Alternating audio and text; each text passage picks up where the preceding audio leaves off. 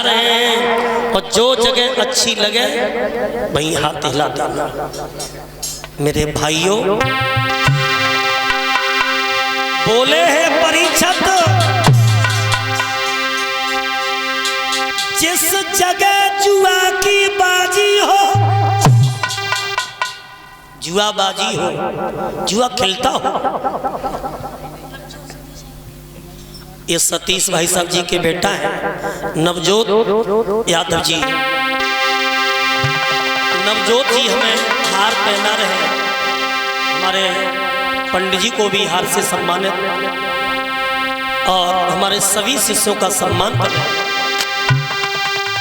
जिस जगह जुआ बाजी होती हो, झूठी कपोड़ियां चलती हो और पैस्याएं जहां पर रहती हो, मद की प्यालियां चटकती हो।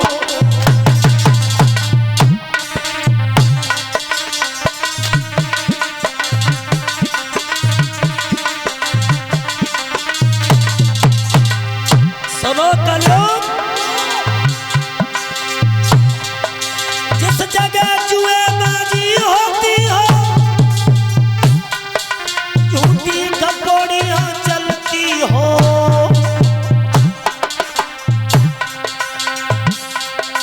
पैस्याएं जहां पर रहती हो, मद की प्यालियां चटकती हो।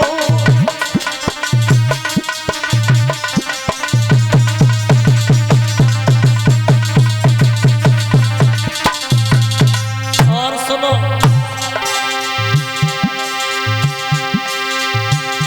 जिस जगह गुरु का मान न हो,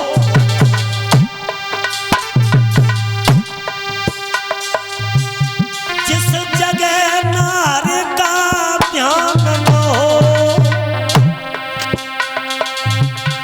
जिस जगह स्वर्ण यर कांति रहे, बस उसी जगह स्थान रहे।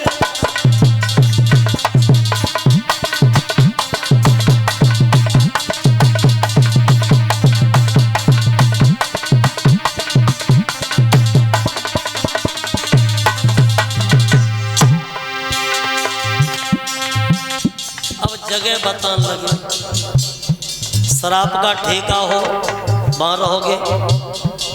बोले महाराज जगह तो बहुत अच्छी है, रहेंगे। और देखो जब बुरे कर्म होंगे तो रहेंगे। बोले जहां जुएबाजी होती हो, मद की प्यालियां चटकती हो, भाई का दुश्मन भाई हो, पंच अन्यायी हो, और जा घर में सास बहू में वहां रहोगे। बोले महाराज जगह तो बहुत अच्छी है। बोले अरे खेल जहाँ पे जुआ जुआरी,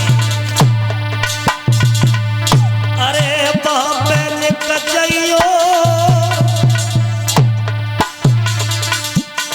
झूठ कपोड़ी हो ध्यान बस इतनो ही लइयो।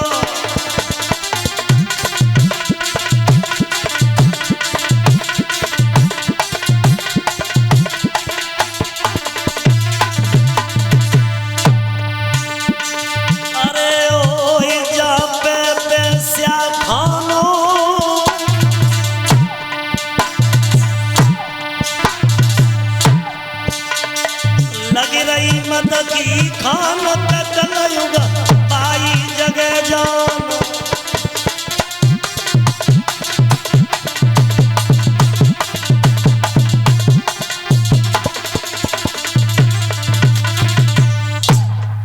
और बता दे बासो तेरा सोने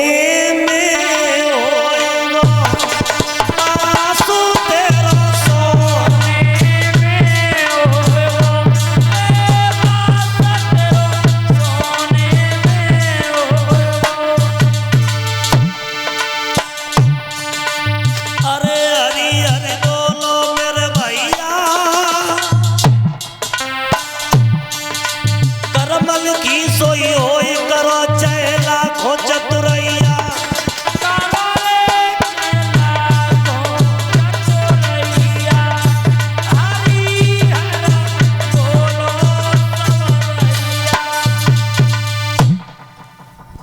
कलयुग ने कई महाराज जहां जहां बुरे कर्म होंगे मैं रहूंगा,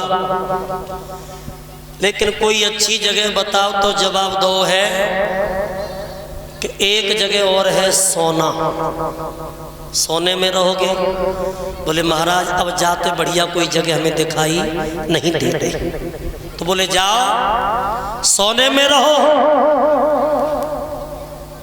अब कलयुग चला, सोचने लगा जाए तो जाए कहां। सो परीक्षित के महलों में एक सोने का मुकुट था और उसी मुकुट में ये कलयुग जा करके बैठ गया।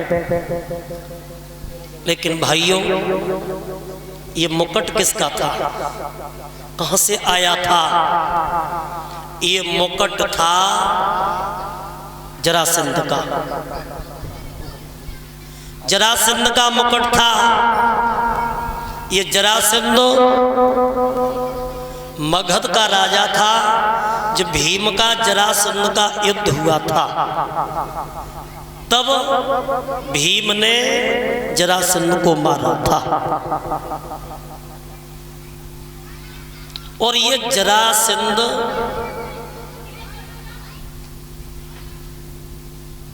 की मैया का नाम था, एक जरा नाम की राक्षसी थी,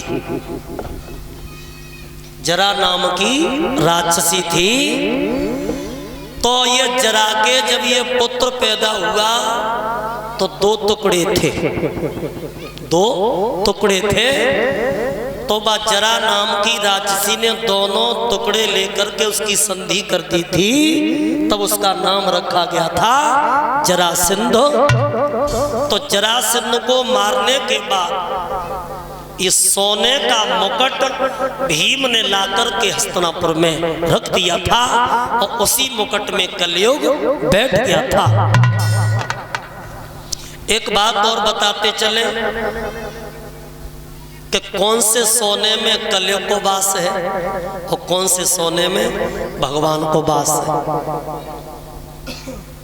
भगवान का वास उसी सोने में हो सकता है जो मेहनत करके धर्म की कमाई करके तुम सोना बनवा रहे हो, तो उसमें साक्षात प्रभु का वास है। और अगर बेईमानी चोरी करके दूसरे का धन हड़पने के बाद और सोना बनवा रहे हो, तो उसमें कलयुग महाराज को वास है, कलयुग का वास है। तो भाइयों अब कलयुग जब सोने में बैठ गया तो ये परीक्षित महलों में घूम रहे थे और परीक्षित ने वो मुकुट देखा और मुकुट देखा तो उठा करके अपने सर पर रख लिया। सो कलयुग को मौका मिल गया और कलयुग परीक्षित की बुद्धि पर सवार हो गया। बोलिए गोविंद भगवान की। और जब बुद्धि पर सवार हो गया, परीक्षित की बुद्धि को बिगाड़ दिया। इतनी बुद्धि बिगाड़ी भाइयों कि एक दिन परीक्षित उसी मुकुट को पहन करके और ये बियाबान जंगल में पहुंचे। इन्हें प्यास लगने लगी है, जेठ का महीना था, कहीं पानी दिखाई नहीं दे रहा था, तो इनके प्राण जाने लगे।